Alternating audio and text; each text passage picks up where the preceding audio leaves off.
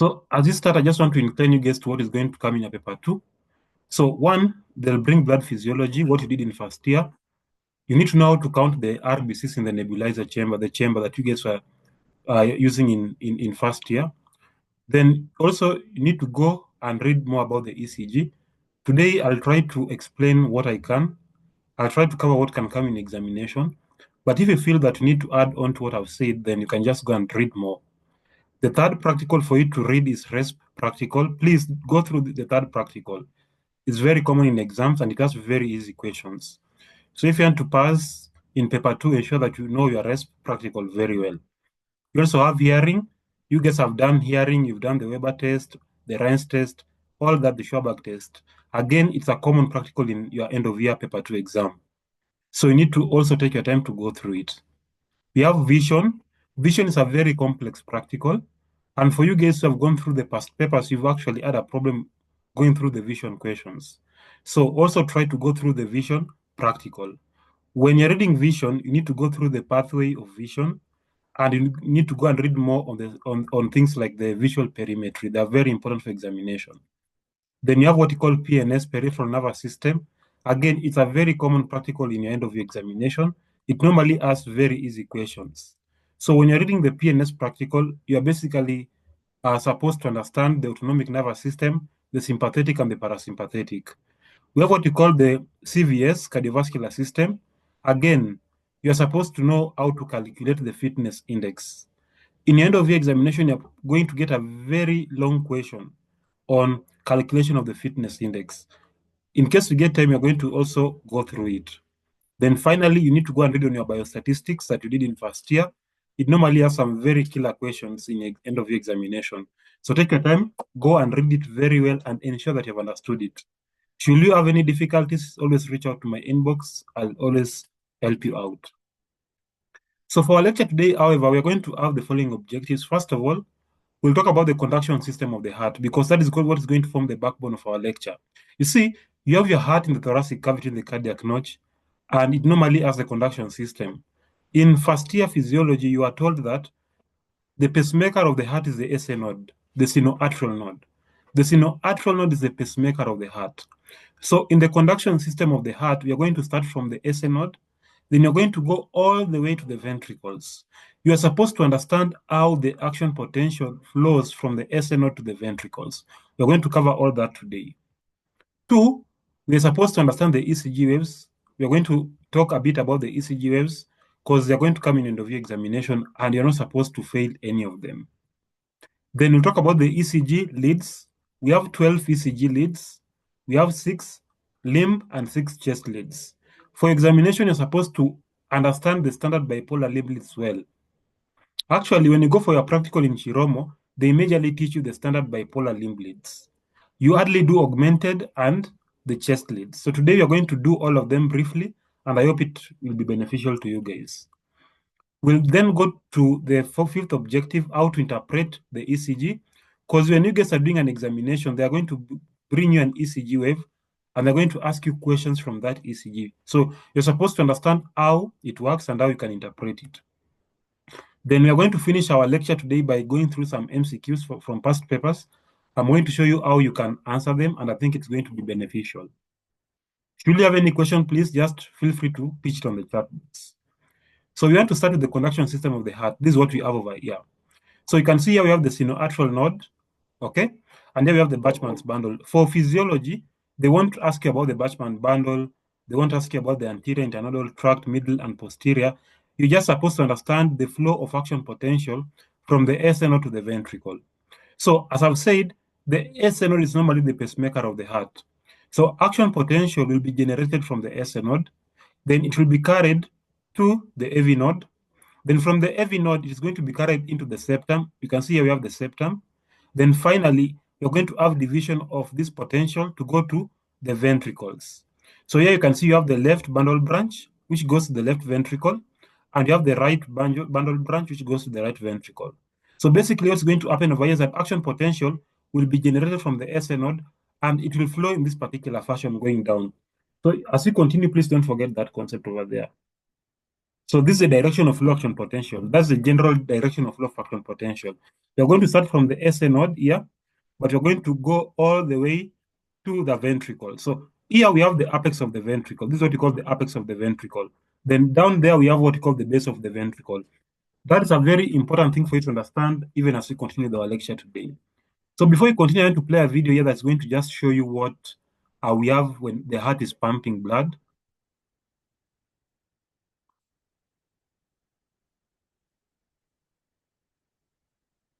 So from what I've projected over here, you can see that blood is entering the ventricle, then it's being pumped out, right? So we have what you call diastole and systole. Diastole is when you're filling the ventricle with blood, then systole is when you're pushing that blood out of the ventricle, either into the lungs or into the aorta. So this concept over here is very important for the ECG, because when you are a doctor, you guys have watched these movies, The Good Doctor, and you've seen the ECG running in the background, right? So that ECG is normally used by the doctors to kind of like understand how your heart works. So when you're doing a very complex medical procedure, it's always important that you have the ECG over there. For example, when you're doing surgery, you need to keep on monitoring the heart of the patient because you don't want to interfere with the heart. In case the heart is defective or it has a problem, the patient can easily die. And that is why the ECG is very important. And guys, you're going to be taught ECG only in second year. You'll never be taught ECG again in medical school. What you'll be taught, however, is the different conditions and how they present in the ECG. So you're supposed to take this lecture here very serious. So important things to note is that the SA node is the pacemaker of the heart. But I want to bring a very important concept over here that many people tend to overlook. You see, even though the SA node is the pacemaker of the heart, it does not mean that it is the only pacemaker of the heart. Okay? It does not mean that it's the only pacemaker of the heart. The Purkinje fibers and the AV node can also be pacemakers. But now the question becomes, why is it that they are not normally pacemakers? They are not pacemakers because they are usually overridden by the SA node.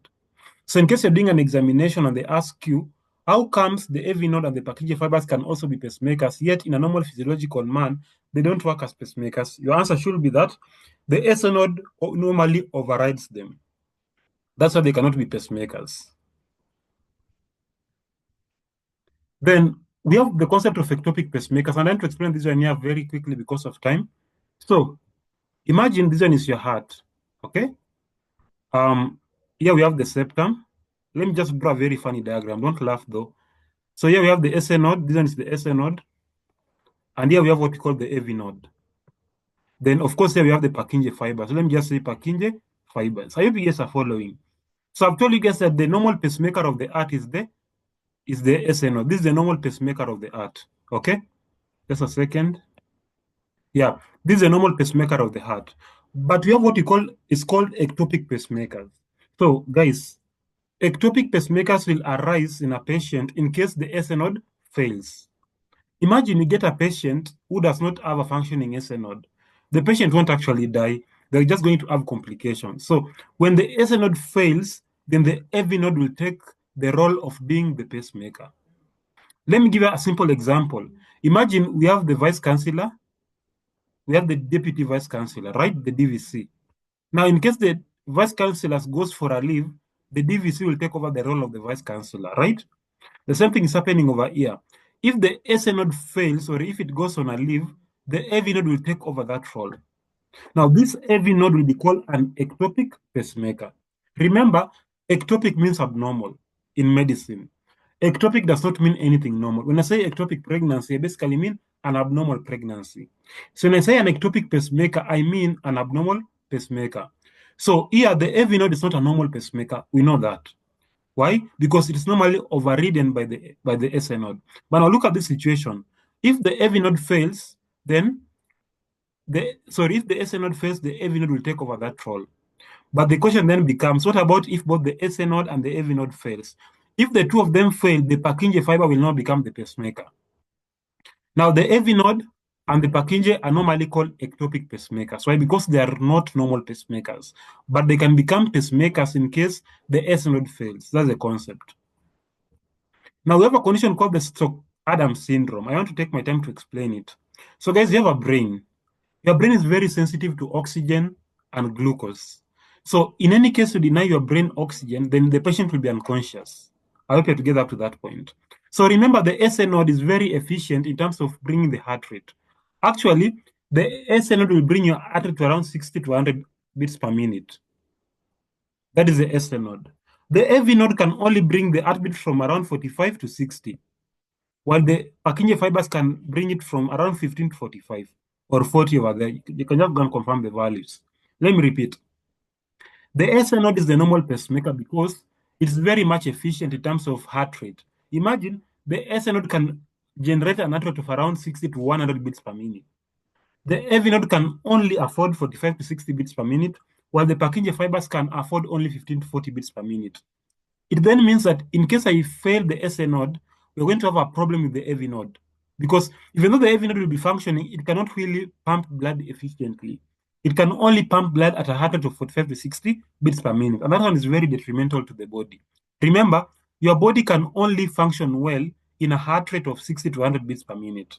So in case I go below 60, like in 45 to 60, the body of the patient is going to suffer.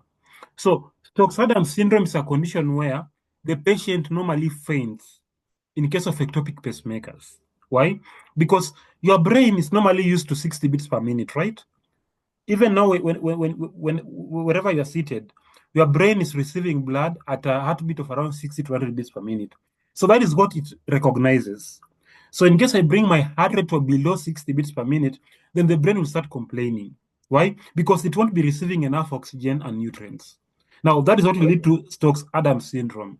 So Stokes-Adams syndrome normally occurs when you have an ectopic pacemaker. And the person normally undergo also what we call syncope, fainting.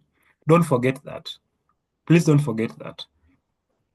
Now we quickly go to the ECG waves. This one is going to come in examination.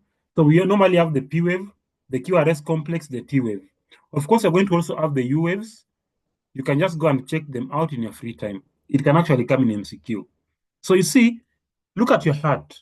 You have your atrium and you have your ventricles. Normally, your atrium will contract to push blood to the ventricle. Then the ventricle will contract to push blood out of your heart, right? So when the atrium is contracting, it normally generates the P wave. So anytime you see the P wave is standing for atrial depolarization. Don't forget that. That the P wave is always standing for atrial depolarization. Then you have the QRS complex. The QRS complex is normally for ventricular depolarization. It's for ventricular depolarization. I hope you're together up to that point. Then you have the T wave. The T wave is normally for ventricular repolarization. I hope you're together up to that point. So in our lecture today, we're going to understand what Q means. You see, the word QRS complex has Q, it has R, and it has S. We're going to understand what Q stands for, what R and S again stands for. Now, before I continue, I want to bring the following to your attention. That here we have what we call the RR interval. From this R wave to this R wave is called the RR interval. The RR interval is normally equals to 1 heartbeat. Don't forget that for examination. That the distance between R and R is equivalent to 1 heartbeat. So the RR interval is normally equivalent to 1 heartbeat. Don't forget that for examination. We are going to use it at the tail end of our lecture today to do some calculations on the heart rate. Now, what does the ECG mean? Number one, we have the P wave for atrial depolarization. I think I've talked about that. The QRS complex has ventricular depolarization, but it has been divided into 3 waves. We have the Q wave, the R wave, and the S wave. Now, I want to explain this one here using a diagram. I hope I'll have a diagram. Just a second, we're going to discuss it. But for now, just know that the QRS complex is for ventricular depolarization, and we're going to have the septal depolarization, the main mass of the ventricles, and finally, we're going to have the base of the heart. Don't worry, we're going to discuss it. Then you also have the T wave for ventricular repolarization. That's what the T wave basically means. So this is basically a summary of what I've talked about. You can take your time to go through it. I'll share with you guys the slides. And here is what I've just talked about. You have atrial depolarization, ventricular, and you have ventricular depolarization and repolarization. So we talk about the QRS complex. One, I've told you that the Q wave is normally for septal depolarization. So whenever you see the Q wave, it basically points to the fact that the septum of the heart is undergoing depolarization. So the Q wave is for the septal depolarization. The second wave is the R wave. The R wave basically means that you are depolarizing the mass of the ventricle. Then the S wave is basically for the depolarization of the base of the heart. Now look at this diagram over here. Here you have your left ventricle, and this one here is your right ventricle. Okay? Here we have the septum. This one is the septum. So in the first wave, what we call the Q wave, we normally have the septum depolarizing. So guys, it's common sense. Let me draw something over here. Imagine this one is your heart. Here we have the septum. Action potential will be carried through the septum into the ventricle. So before you even come and depolarize the apex of the heart, here's the apex, you're going to first of all depolarize the septum. That is what is going to generate the Q wave. Remember, the septum is part of the ventricle. Don't forget that. The septum is part of the ventricle. Okay? So when I say ventricular depolarization, I basically mean that you can also have the septum in the mix. So the Q wave normally indicates septal depolarization. Don't forget that for examination. What about the R wave? You see, action potential will come from the septum to the apex of the heart, to the mass of the ventricle. So here we are going to have the R wave being generated. So the R wave is for the main mass of the ventricle. And here's where we have the main mass of the ventricle at the apex. So the R wave will be for depolarization of the main mass of the ventricle. Then finally, after you have depolarized the apex of the heart, of course, you're going to go towards the base of the heart. Now, when you depolarize the base of the heart, you're going to have the S wave. So don't forget that the QRS complex is divided into three: the Q wave, the R wave, and the S wave. I've taken my time to explain it, but when I send the notes, you're going to go through the diagram here to the left, right, sorry, and I think it's going to add more information. Now, guys, it is common sense that if you depolarize, you're supposed to repolarize, right? But what do you notice? In the ECG, we don't have any atrial repolarization wave. So we have to understand why we don't have it. So the reason is very simple, that at the same time we have ventricular depolarization, we normally have the atrial repolarization. Don't forget that. Let me just draw the ECG. We have the ECG over here, like this. Here we have the P wave, and the P wave is for the atrial depolarization, right? I've told you that the moment you depolarize, you must repolarize. You must repolarize. So the concept here is very simple, that at the same time when you are developing our QRS complex, we normally have the atrium undergoing repolarization. So it's normally obscured by the larger QRS complex. What do I mean? That yes, we have the atrial repolarization wave in this particular ECG, but we cannot see it. Why can't we see it? We can't see it because it has been obscured by the larger QRS complex. Look at this diagram that I've drawn here, guys. We have the P wave, the QRS complex, and the T wave. But you can appreciate that here we have what we call the atrial repolarization. But now the ECG will not show it because it is being obscured by the larger QRS complex. So the larger QRS complex is going to obscure the atrial repolarization. So here I have a diagram that's going to orient us to what we call the ECG leads. But before we continue, we have 12 ECG leads. 6 of them are called limb leads, and 6 of them are called chest leads. Don't forget that. Now, we have the standard bipolar limb leads and the augmented limb leads. I've told you that we have 6 limb leads, right? So they're divided into three. We have 3 standard bipolar, and we have 3 augmented limb leads. Now, you might be asking yourself, why is it that you're supposed to have all these limb leads over here? It's because you want to view the heart in different dimensions. Remember, your heart is a 3D organ. Your heart is like a sphere, right? It's a 3D organ. So as a medic, you want to view your heart in different angles. You want to look at the vertical plane of the heart, the horizontal plane. You want to look at the frontal position, the posterior, the inferior, the superior. And that is why you need to have the 12 ECG leads.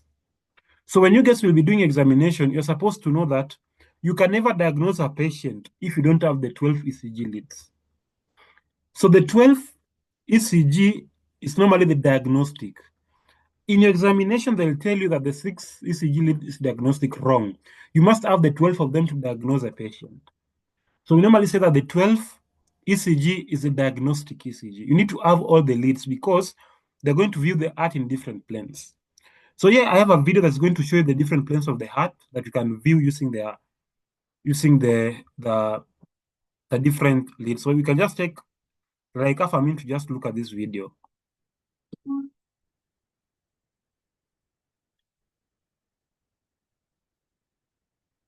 One, you can appreciate that you have the heart, the myocardium, and you have the vessels, the coronary arteries and the veins. I hope you can see them. They are very important to perfuse the heart and to supply nutrient oxygen. So we're going to have a condition called a myocardial infarction. A MI can occur in case we have less supply of blood to the myocardium. But when you go to your third year, you're going to be taught systemic pathology, and you'll understand much more about myocardial infarction. But just know that a problem of the heart can arise when you have occlusion of the blood vessels supplying the heart. Now, the heart is a 3D diagram, and when you guys were doing anatomy, you are told that you have the right coronary artery and the left coronary artery. We have the likes of the posterior intraventricular artery, we have the LAD, we have the left circumflex artery, all that you are taught in anatomy. So they're very important because they're going to help the doctor to know which artery has been affected when they're using the ECG.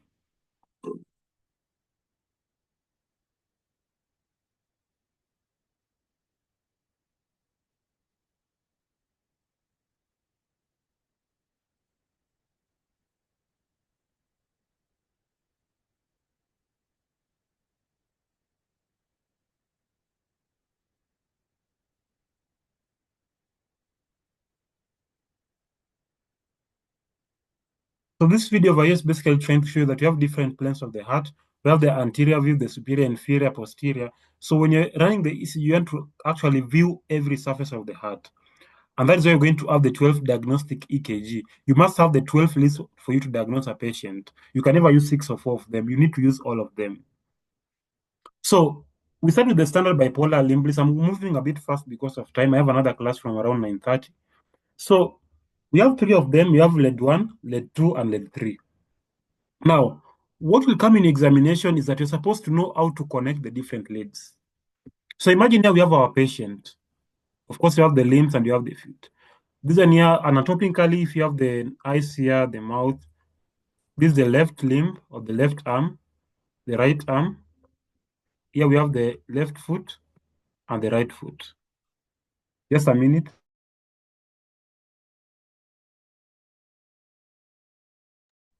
Okay. So now, when you want to connect the leads, what you call the standard bipolar limb list, you normally utilize the arms. The idea here is very simple, guys. Imagine you have your heart. Your heart will generate action potential, right? And remember, your body is a good conductor of electricity. Your body can actually conduct action potential. So the idea of us using the ECG is to just monitor the electrical activity of the heart by using the different leads. Okay? So we have what you call lead 1. Lead 1 is normally connected between the left arm and the right arm. And the left arm is normally the positive terminal, while the right arm is the negative terminal. Before I continue, I want to give you guys a shortcut of knowing how to connect them. Just know that in the standard bipolar limb lead, the right arm is always negative. It is always negative. I hope you're together up to that point. So because it is negative, when I connect lead 1, we're going to have the positive on the left and the negative on the right. In case I connect lead 2 between the right arm and the left foot, automatically the left foot will be a positive because I've told you the right arm is always negative. Then now we have what we call lead 3. Lead 3 is normally connected between the left foot and the left arm. Again, remember, the left foot is always positive. It is always positive. Don't forget that. And that is why when you're connecting the third leg of the standard bipolar limb lead, you're going to have the positive on the left arm, on the left leg, but the left arm will now become negative. So take home message, the right arm is always negative, the left foot is always positive, while the left arm is always can be either positive or negative depending on the lead being connected. And that is in this particular diagram here, we have lead 1 between the left arm and the right arm. And you can see that in the left arm is a positive terminal, while in the right arm is a negative terminal.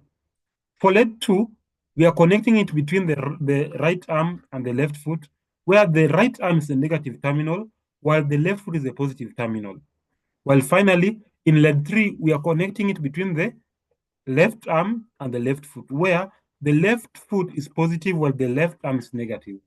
So remember that the left arm can either be negative or positive depending on the lead that is being connected. I think I've gone through that diagram over there. No need to actually repeat it. So you can take your time to go through this section here. I think I've just explained it. Now we got what we call the Einthoven triangle. This is a very simple concept over here that we have. Now you see, imagine I have this guy standing over here. Okay? And I connect my lead 1 up here. This one is lead 1, of course, between the right arm and the left arm. Here I have my lead 1. Then here you have the left foot, right? I connect another lead going down here. And finally, I'm going to have my lead 2. Now, this one will form what you call a triangle. If you can see the triangle, this is what we call the Einthoven triangle. So the Einthoven triangle is basically an extrapolation of the 3 leads in the standard bipolar limb lead. So lead 1, lead 2, and lead 3 can actually form a triangle. That triangle is what we call the Einthoven triangle. Now, the Einthoven triangle is normally an equilateral triangle. It has equal sides, okay? And it's normally drawn around the heart. Now, the most important thing over here is what we call the Einthoven rule. Now, we've gone through this diagram. This is what we call the Einthoven triangle. But now we have what we call the Einthoven rule. So what is the Einthoven rule? Einthoven was the guy who came up with all this finding.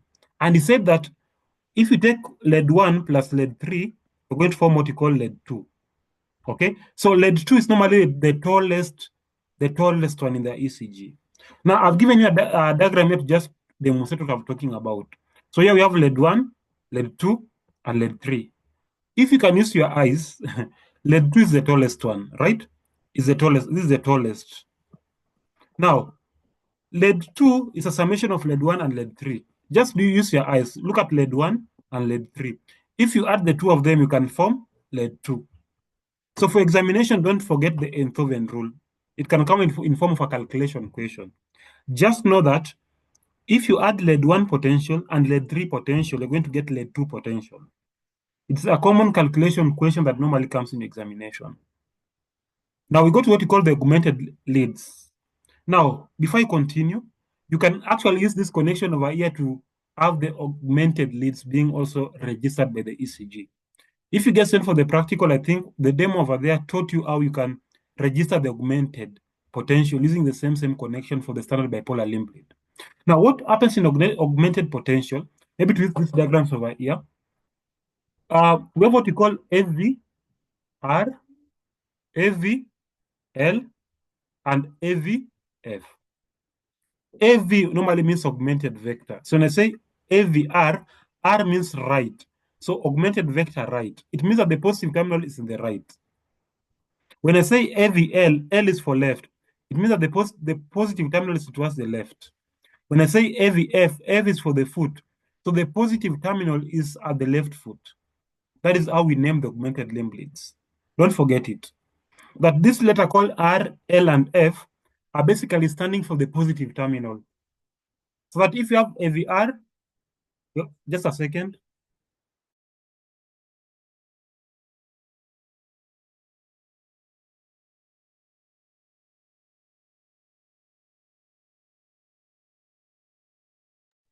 Okay, so we have AVR, AVL, and AVF.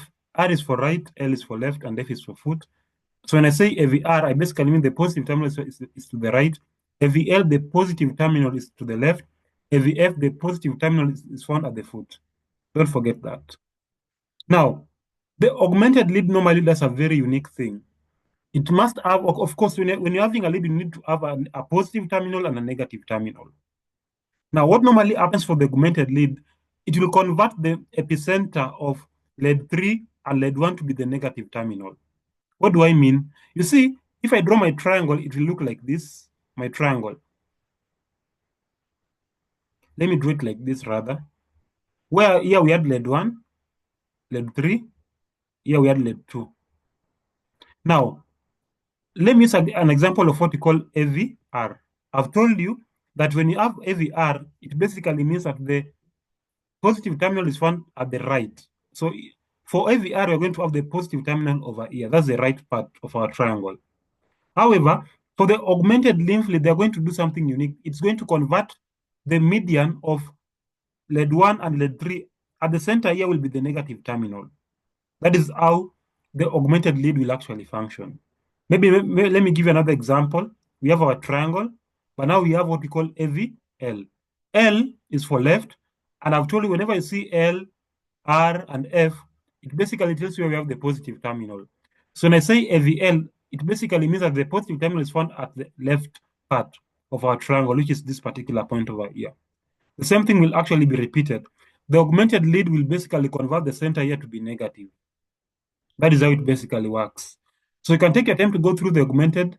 However, it is not commonly tested at undergraduate, especially for second year, paper 2 end of year. Then you have what you call the chest leads. This is the most complex one for you to understand. They are named from V1 to V6, so there are 6 of them. And they're usually implanted on your chest in this particular fashion.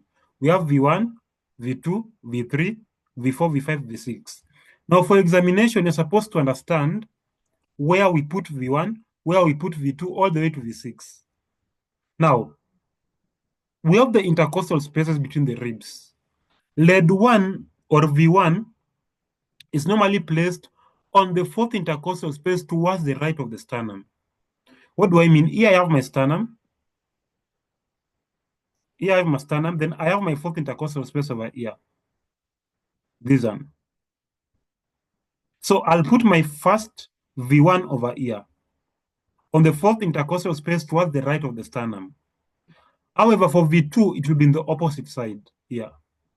So V1 and V2 are opposite to each other. Then from the fourth intercostal space, we are going to go to the fifth intercostal space. Now, we are going to place V4 in the fifth intercostal space mid-clavicular line. What do I mean? Let me just draw a very decent diagram. So here I have my sternum. Then, of course, here I have my ribs, like this. So let us say that this one is the fourth intercostal space and this one is the fifth. I've told you I'm going to place my V1 over here and my V2 over here. Okay?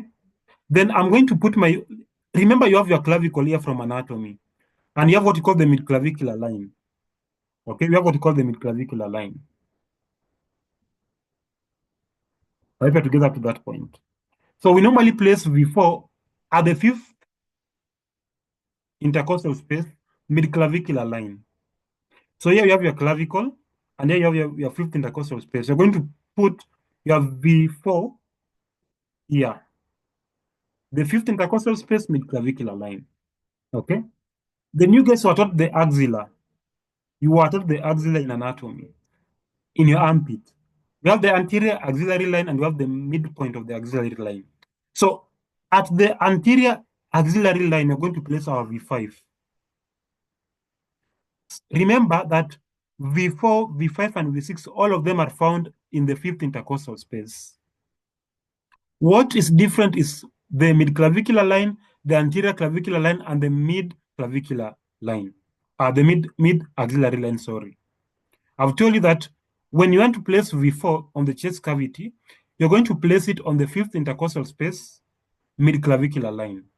But when you want to implant V5, you're going to place it on the fifth intercostal space, anterior axillary line. Then finally, if you want to connect V6, you're going to put it at the midpoint of your armpit, the midpoint of the axilla. Please, guys, don't forget that for examination, it will come. Now, you might be wondering, what about V3? V3 is normally connected between V2 and V4. So just come and put V3 at the center here. That's how we put at the center here. That's where we're going to put our V3. So V3 is found between V2 and V4. Don't forget that. Now, the important thing for you to understand over here is the plane. You see, look at this diagram, guys. The V1 to V6 are moving in an horizontal fashion. So they normally is to view the horizontal plane of the heart. Look at this diagram over here. Here I have my heart, and here I have the V1 to V6. They have been placed in an horizontal fashion. Now, when I take a cross-section of a thoracic cavity, I can see the way they have been arranged, V1, V2, in the horizontal plane. So don't forget that the chest leads are normally used to view the heart in the horizontal plane, while the augmented and the standard bipolar limb leads are normally used to view the heart in the vertical plane. So remember that the limb are for the vertical plane, while the chest is for the horizontal plane. That will come in MCQ paper. They'll draw you a skeleton of a person and they put for you V1 to V6. Then they ask you a simple question. Which view of the heart is being viewed by, for example, V1 to V6? The answer is the horizontal plane. Now, here I'll just give you an assignment to go and look at them. Before I began my lecture, or at the beginning of my lecture, I showed you guys a video that was showing you the heart, the different blood vessels of the heart, and where they supply.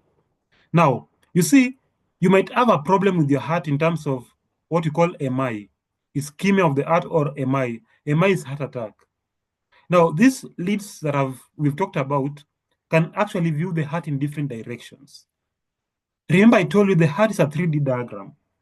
So for you to make a diagnosis of the conditions of the heart, you need to have a 3D impression of the heart. And that is why we need to have the 12 diagnostic EKG. Why?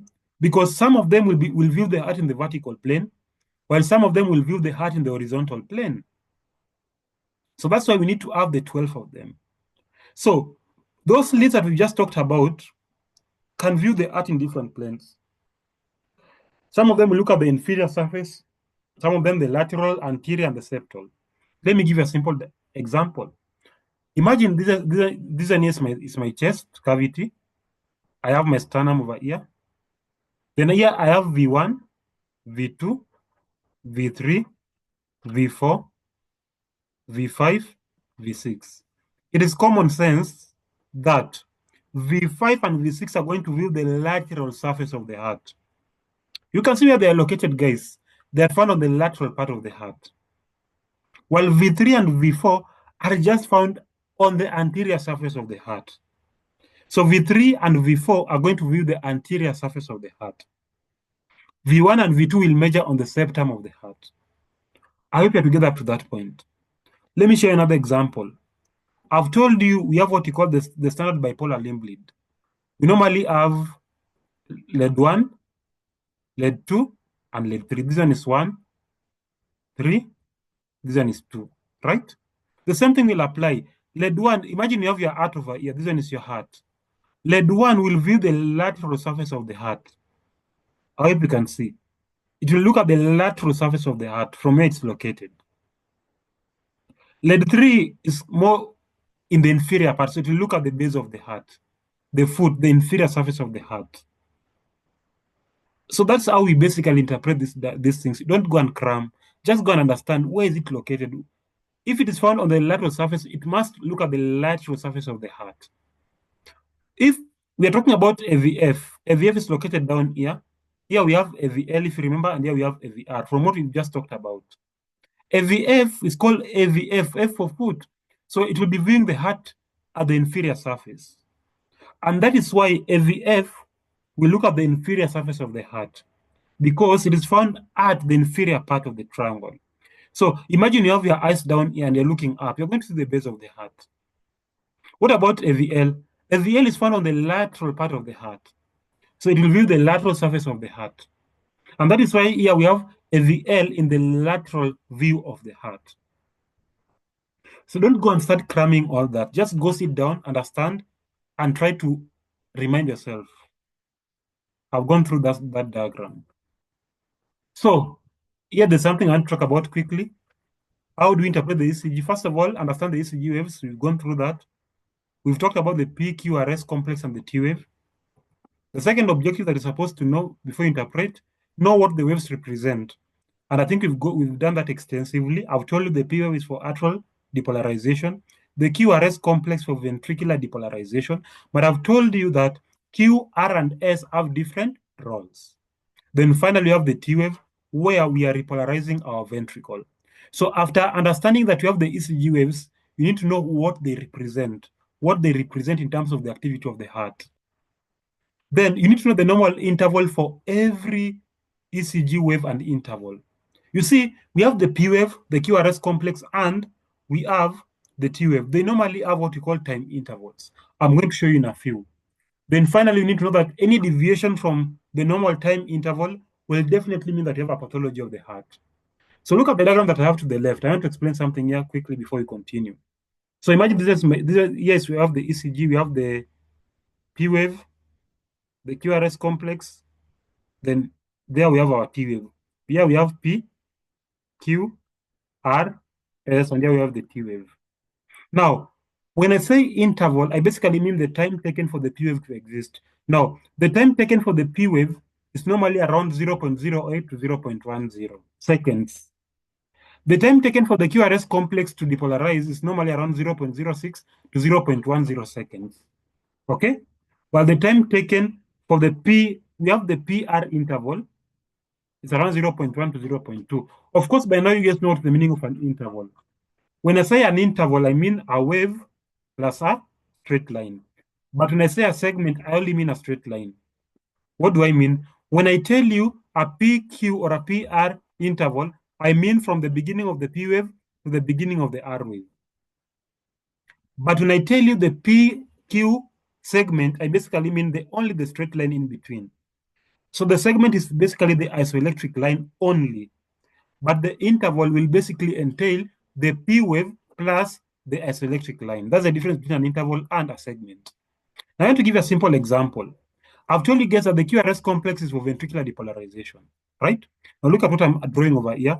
I have my heart, I have my ventricle down here. Of course, we have agreed that the QRS complex is for ventricular depolarization. And I've told you the normal time for ventricular depolarization is 0.06 to 0.10. Now imagine you have a patient and that patient has a QRS complex of 0.18 seconds. What comes into your mind, guys, in the chat? Let me ask you a question. If you have a patient and that patient has a QRS complex of 0.1 seconds, first of all, is it elongated or is it shortened? In the chat, quickly. Is it elongated or shortened? Thank you, it is elongated. Another question. Do you think you have the problem in the septum, in the atrium, or where do we have the problem? Imagine you have a patient and the patient has a QRS complex elongation. Which part of the heart has a problem? Quickly. Which part has a problem? Thank you. The septum, right? Or the ventricle, just say the ventricle, because the ventricle can have the septum, the apex, and also the base of the ventricle, right? So when I say the QRS complex, think about the ventricle first. When I say the P wave, think about the atrium. So imagine you have a patient in your clinic and the ECG is showing you that the patient has an elongated P wave. Then as a clinician, you want to think about the atrium first. Okay? And that is why I told you before we started this particular slide, that for you to interpret the ECG, first of all, you need to identify the wave being affected. Then you need to also know the normal time interval for that wave. For example, in this particular example, we said the QRS complex is for the ventricle. We are okay up to that point. Now, the patient has an elongated QRS complex. As a clinician, you are thinking, oh, the problem is in the ventricle. Okay? Now, as a doctor, you need to know the causes of QRS elongation. In short, any condition that will interfere with action potential flow in the septum of the heart will lead to QRS complex elongation. Okay? So, for example, in case a patient has hypertrophy of the ventricle, automatically you're going to have elongation of the QRS complex. Because remember, the larger the ventricle, the more time it takes for you to depolarize it, right? So in case a patient has hypertrophy of the ventricle, then automatically when you're running the ECG, they will have an elongated QRS complex, right? Because the QRS complex is in charge of the ventricle. The second is what we call interventricular blocks. You have the first degree, second, third, and fourth. You're going to learn them as you continue with their medicine. Then you also have what we call the bundle branch block. Remember, the bundle branches are found in the ventricle. So again, if we have blocked them, if they cannot conduct action potential, then automatically we're going to have elongation of the QRS complex. So when you guys are going to do the exam in May, if they have told you to interpret the ECG, first of all, look at the QRS complex, the P wave, the Q interval, look at the normal waves of the ECG, then check if they are normal. They can be abnormal, number one, they are absent, they have abnormal shapes, or rather, they have a very long time interval, they're elongated. Now, if you have a problem in the P wave, you can think about the atrium. If you have a problem in the QRS complex, you can think about the ventricle, and that's how you answer these questions. So don't cram. Now you go to calculation of heart rate. Before I started, I told you that the RR interval is for 1 heartbeat. Remember, if I tell you what's your heart rate right now, maybe in the chat you guys can comment, what is the normal heart rate? What is the normal heart rate? What is the normal heart rate? From what you guys have done in physiology from year 1, thank you, Adan. 60 to 100 beats per minute. That's the normal heart rate. Now, when I say heart rate, what comes into your mind? the number of beats per minute. Actually, the definition of heart rate is the number of beats per minute. Now, today I want to teach you how you can calculate the heart rate using the ECG. Before we continue, you need to know the following: that the ECG machine usually runs at a speed of 25 millimeters per second. It normally runs at a speed of 25 millimeters per second. That will be very important for you to understand. Now, what do I mean? Imagine I have my graph paper. If you guess, of course, you know what's a graph paper. So we can have the big squares, 5 of them. But rather, look at this diagram up here, this one here. We have 5 boxes, 1, 2, 3, 4, 5, even though the first one has not been completed. But we have 5 of them. So each small box is usually 1 millimeter. Don't forget that. That each small box is usually 1 millimeter. Okay? So the smallest box over here, this one is 1 millimeter, 1 millimeter, 1 millimeter. So I have a question. What is the length of one big box? If one small box inside this box is 1 millimeter, and there are 5 of them, we have 1, 2, 3, 4, 5. And the dimension of one is 1 millimeter. What do you think is the dimension of this one big box over here? In the chat box, kindly, quickly. Thank you. It is 5 millimeters. It is 5 millimeters. But remember, the ECG is running at 25 millimeters per second, right? So it means that here we have 5 millimeters, again, 5 millimeters, 5, 5, 5. So 5 boxes are equivalent to 25 millimeters. So what does it mean? The ECG will run at a speed of 5 large boxes in 1 second. So in 1 second, the ECG will have run 1, 2, 3, 4, 5, because they total to 25 millimeters. Remember, it is 25 millimeters per second. What does it mean? That 1, 2, 3, 4, 5 is usually covered in 1 second. I hope you're getting the concept. Why? Because the ECG is running at 25 millimeters per second, and I've told you that one big box is 5 millimeters. So 1, 2, 3, 4, 5 of them are 25 millimeters.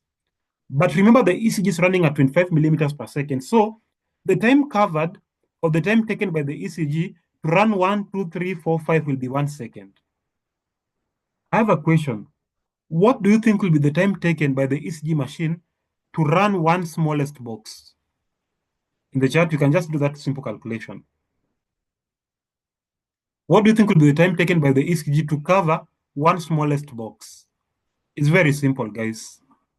Just say, if 1 second is equals to 25 millimeters, what about 1 millimeter? Because one smallest box is 1 millimeter. So what do you get, guess, in the chat? 1 over 25 will give you what? In the chat, 1 over 25. What do you get? Thank you. 0.04 seconds.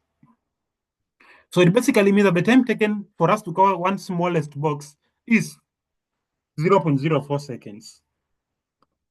Now, if you're in this class today and you've forgotten what you said, just know that the time interval for one smallest box is normally 0.04 seconds.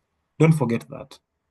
In this particular diagram over here, we have 0.04 seconds. Don't ever forget that. Now, we're going to understand why that is very important as far as our discussion is concerned. So yeah, I'm going to show you, I think I've taught you all that. So I want to show you this example over here. Please be very keen over here because this is going to come in examination. Now, guys, I've told you that if I have my ECG, this is my ECG, right? Again, it will just continue. The ECG is continuous. It's continuous. So here we have the R wave, and here we have the R wave. I've told you that the RR interval is equals to 1 heartbeat. Okay? So, in your examination, what you're supposed to do, calculate the number of small boxes between the R and R interval. Let me just show you guys. Just give me a second. Oops. Okay. Now look at this diagram over here. Imagine this one is my graph paper, and I have how many boxes? 1, 2, 3, 4, 5, 6, 7, 8, 9, 10, 11, 12, 13, 14, 15, 16. Look at that diagram that I've drawn. First of all, put it at the back of your mind that RR interval is equals to 1 heartbeat. After knowing that, you're actually set to go. Okay? Now, remember, if you've been told to calculate the heart rate, you normally calculate it in 1 minute. And 1 minute is equals to 60 seconds. Now, you need to know what is the time taken by the heart to have one heartbeat. And the only way you're going to determine that is by counting the number of small boxes between R and R. For example, here we have 1, 2, 3, 4, 5, 6, 7, 8, 9, 10, 11, 12, 13, 14, 15, 16, 17. So we have 17 small boxes between R and R. I hope you guys are following. I have another question. Maybe someone can do this calculation in the chat. If I ask you this question, what is the time taken for, or rather, what is the time interval for the RR interval? You can do a very quick calculation in the chat. What is the time interval between RR waves? Remember, we have 17 smallest boxes. What do you get? Yeah, you're going to take 17 by 0.04. What do you get? Yeah, 0.68. Thank you. What does it mean that the time taken between these two R waves is 0.68 seconds? Remember, one RR is equals to one heartbeat, and 0.68 seconds is equals to one RR. What does it mean? It basically means that one heart rate is equals to 0.68 seconds. Now, you're calculating the heart rate. What about 60 seconds? Because I've told you that for you to calculate the heart rate, you need to do so per minute. This 0.068 seconds over here is only for one heartbeat. What about 60 seconds? What are you going to get? Maybe you can just do that in the chat box quickly. What is your answer? Just take 60 divided by 0.68. What do you get?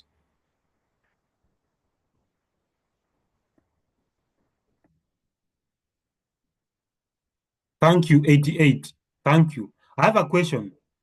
Is that one normal, bradycardia, or tachycardia?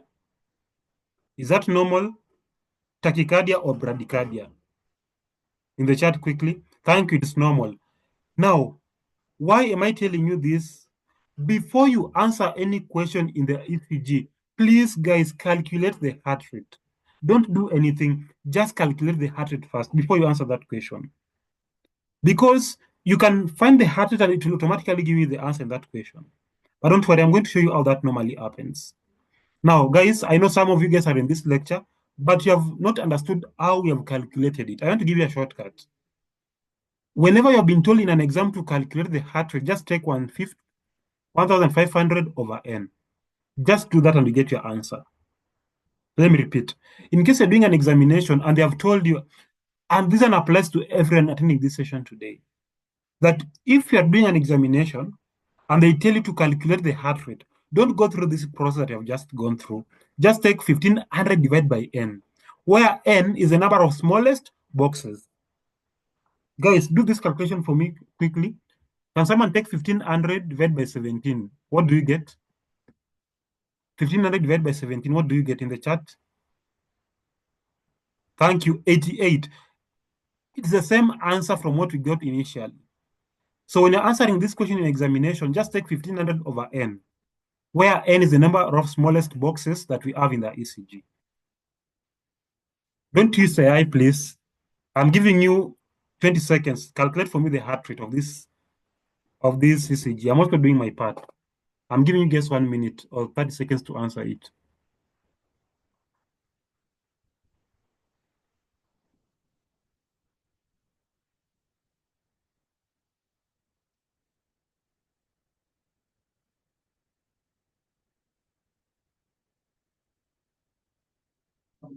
If you have calculated, just go and give your answer in the chat.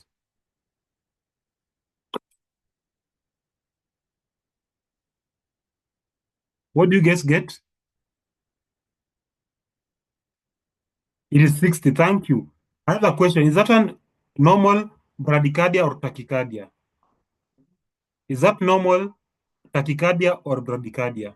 Thank you. It is normal. 60 is normal. 59 is bradycardia. So if you get 60, normal. 59, bradycardia. Don't forget. For everyone who was in this meeting and have not understood, what we did, number one, calculate the number of small boxes between R and R, which I think will give you 25, right? Then for you to find heart rate, it will be 1500 divided by N. It will be 1500 over 25. It will give you 60. This one is between 60 to 100 normal range, so it's called normal. I hope to get up to that point. Don't forget that concept. Now, my family got 60, which was normal. Thank you. Remember, below 60 is what we call bradycardia, and above 100 we call it tachycardia. So always calculate the heart rate before you answer any question. It can give you the correct answer at a glance. I'm going to give you an example, don't worry, and we're going to see how practical it is. I'm about to finish before you go to the MCQ because I have another class in the next 30 minutes. So we have what we call the mean electrical axis of the heart. Now, guys, action potential normally comes from the SA node to the AV node to the ventricle. So it basically goes in this particular direction, the action potential, right? Now, this is what we call the mean electrical axis of the heart.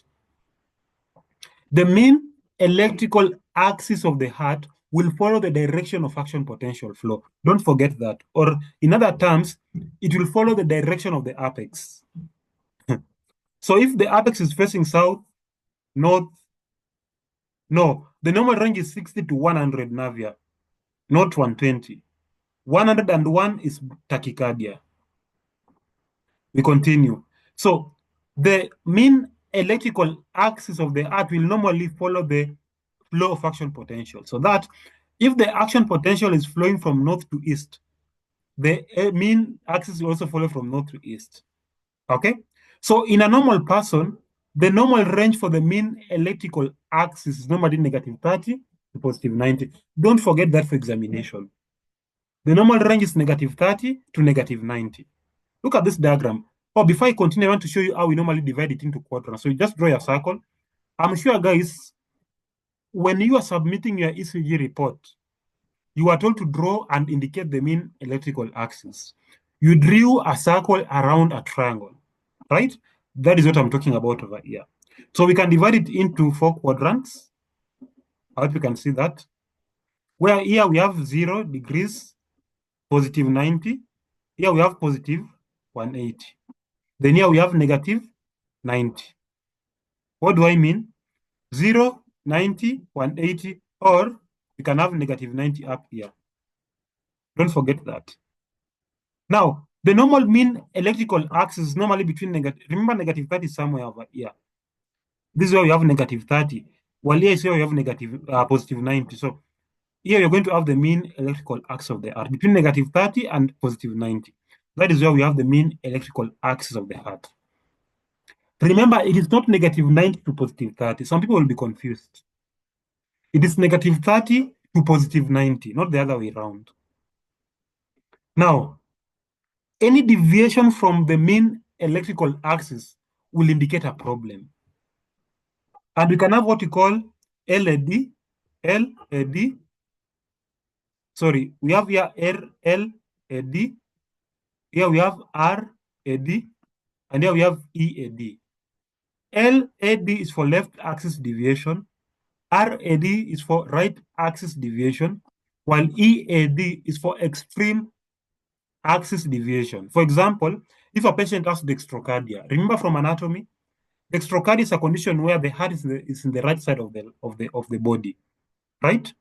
Again, if a patient has dextrocardia, you can get RAD or EAD.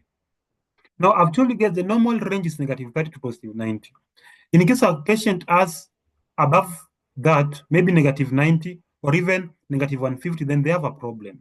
Why? Because the normal is between negative 30 to positive 90. Now, I want to bring a very important concept over here, that if you're obese, then the axis will be more to the left. Remember, if you get a very obese person, then we are going to have a lot of fat in the abdomen, right? That fat can press the diaphragm and push the heart more to the left. What do I mean? Look at this diagram. I have my lungs, my cardiac notch, then here I have my heart. Of course, the heart normally points in this particular direction. Where here we have the apex. Now imagine I have a patient who has a lot of fat down here. This one is fat. this fat can actually compress this heart and make it to move more to the left. You see, it is easier for the heart to move to the left than to the right because already it has moved to the, it has deviated to the left. So this fat part will basically push it more to the left. And that's why if you get an obese person, they normally have the mean electrical axis more to the left. However, if you get a slender person with a very narrow chest, then the mean axis will be more to the right because the heart will be floating in the chest cavity. I mean, these guys do not have any fat. So the heart can basically float easily on the chest cavity. Okay, don't forget that. So I've talked about this one here, just to repeat it quickly before we continue. So here we have our triangle that we've just drawn in a few. We have the normal range over here, negative 30 to positive 90, right? Then here we have what we call the LAD, the left axis deviation. Then here we have the extreme axis deviation and the right axis deviation. So actually they can bring this question in examination. You need to know that the normal is between negative 30 to positive 90, while the left axis deviation is between negative 30 to negative 90. I hope you can see. From negative 30 to negative 90, we have left axis deviation. Then extreme axis deviation is between negative 90 to our 180 degrees, so negative 90 to 180. Then finally, the right axis deviation is between positive 90 and positive 180. Don't forget that, very important for you to understand. Now, to the left, I've given you guys a list of what you're supposed to know. I'm sure right now you guys have understood what is left axis deviation and right axis deviation. Okay? So this table over here is basically going to show you the different conditions that can cause LAD. By the way, if I say left axis deviation, what do I mean? I basically mean that the axis is facing up here. Imagine a patient has left axis deviation, then the heart's apex is pointing up here. Like it has turned to the upper part, the upper left quadrant, the upper right quadrant. When I say right axis deviation, the heart has turned to this direction. Remember, your heart is supposed to be like this, where here you have the apex. But in right axis deviation, the apex is facing here. So here we have the apex. While in extreme axis deviation, the heart is pointing up there. Here we have the apex. And I've told you that the mean electrical axis will normally follow the apex of the heart. So that if it is pointing to the right, we have RAD. If it is pointing to the extreme part, the upper part, it is EAD and all that. So please take your time to go through this table here, very important for examination. Now we're going to talk about MCQs in the next 10 minutes and we're going to call it a day. So we have the first question. I'm going to read and you're going to help me to answer. All are correct about anatomical locations of the leads shown in figure 1, except remember, even though they have not shown you figure 1, you can still answer this question. The idea here is that you have already known the different locations of the chest leads. So what is the answer to this question in the chart? All are correct about anatomical locations of the lead shown in figure 1 except choice A, V5 horizontal to V4 anterior axillary line. Is that one correct or false in the chart? Choice A, is it correct or false? V5 horizontal to V4 and found in the anterior axillary line. True or false? Okay. Maybe some people are not still getting the concept. Let me take a few minutes to just explain it again quickly. Please be very keen. I won't repeat it again. So imagine here you have your sternum. Oops, sorry guys. Imagine here you have your sternum. And of course you have your ribs, right? Here you have your clavicle. And here you have your anterior axillary line and the mid axillary line. Then here you have your ribs like this. I told you this one is the fourth intercostal space and this one is the fifth, right? And we have V1 to V6.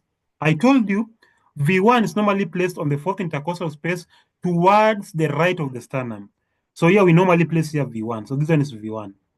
V2 is placed on the fourth intercostal space to the left of the sternum. So it is put over here, V2. Then I told you skip V3, then go to V4 first, then we'll come back to V3. V4 is normally placed on the fifth intercostal space here Mid-clavicular line. So here we have the clavicle up here. So mid-clavicular line, like this. You're going to have our V4 over here. Then V5 is still found in the horizontal plane, the fifth intercostal space, but in the anterior axillary line. Here we're going to have our V5. So V5 is found horizontally to V4 and in the anterior axillary line, while V6 is found also in the fifth intercostal space, but mid-axillary line, V6. So from what I've said, is choice A correct or false? I think you've answered it well. It is correct. What about choice B? Is choice B correct or false? V6 horizontal to V5 mid-axillary line. Thank you, correct. From what I've just told you guys over, I think you've seen it, right? Here we have our V6 found in the mid-axillary line. I think you can see that. V4, left fifth intercostal space, mid-clavicular line. True or false?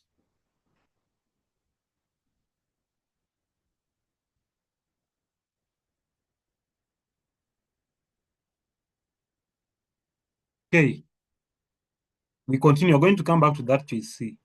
What about choice B? V2, left fourth intercostal space. Is that one correct or false? True, amazing. What about the last one? Is the last one correct or false? Correct. Now, guys, I told you that V3 is normally found between V2 and V4.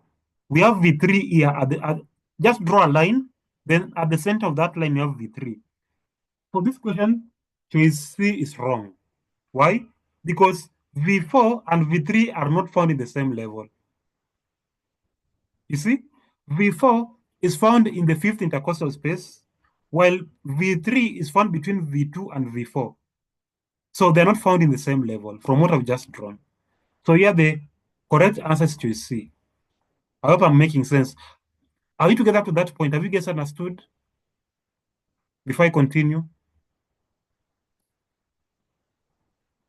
Thank you guys. Go to the next question quickly. Figure 3 shows a QRS axial reference system. All the following are true except, guys, give me the answer. Don't even overthink. You can just see the answer. You can see the answer. What is the answer?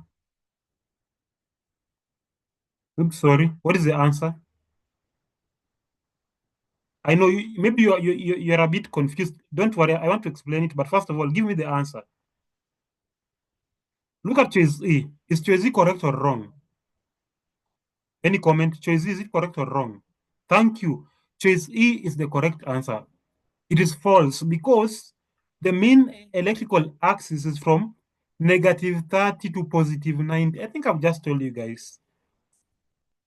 They can interchange it to confuse in an exam. Now let me show you guys what we mean by this triangle, the Einthoven triangle. First of all, the triangle is always equilateral. Equilateral. From mathematics, equi means equal. So here we have 60 degrees, 60 degrees, and 60 degrees. From mathematics, you are taught this in high school. And that is why choice C is perfect. Choice C is just okay. The angle theta is 60 because this triangle is equilateral. Now, I've told you guys that the upper one is normally lead 1, lead 3, and lead 2. If you guys can remember from the Einthoven triangle, I told you that lead 1 is always, here we have the left arm, the right arm, and there we have the left foot. I told you that the first lead is always between the left arm and the right arm, while the third lead is between the left arm and the left foot, and finally, the second lead is between the right arm and the left foot. Okay? Don't forget that for examination. So line 1, even though they're not indicated here, line A, I can't see line A over here. Oh, here we have line A. Line A is horizontal, so it's for lead 1. Anytime you see an horizontal line, it's for lead 1. Okay?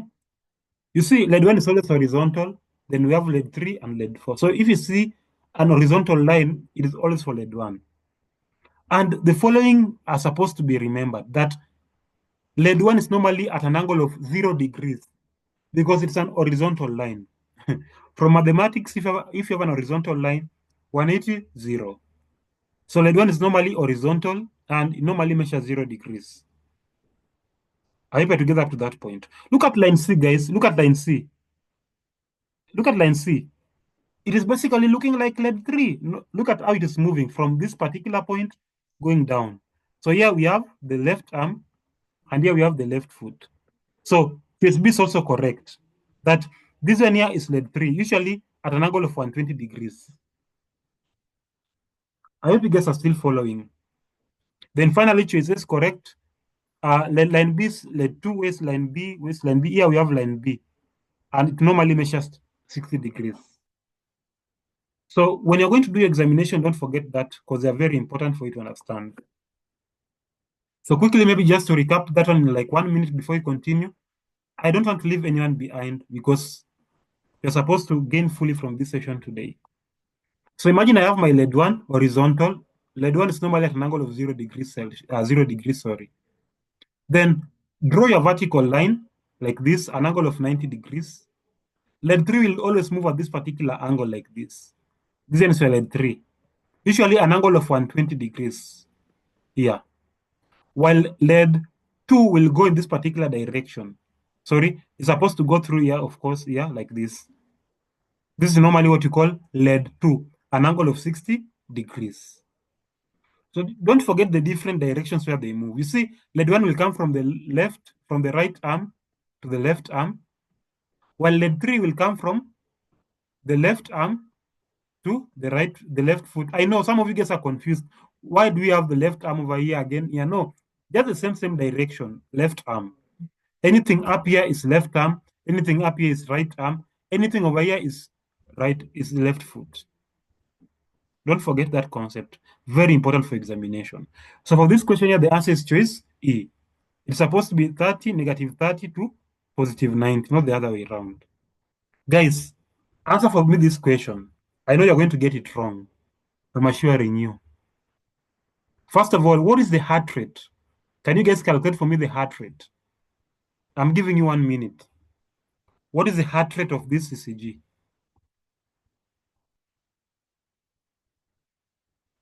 What is the heart rate of this ECG? I'm giving you a minute. You should be done actually by now.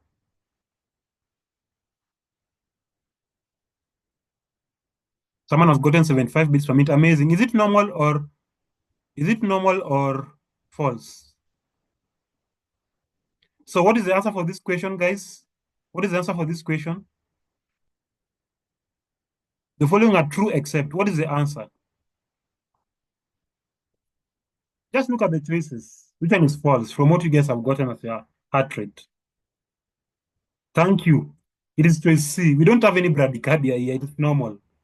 That's why I told you guys that before you answer any question in ECG, calculate your heart rate first.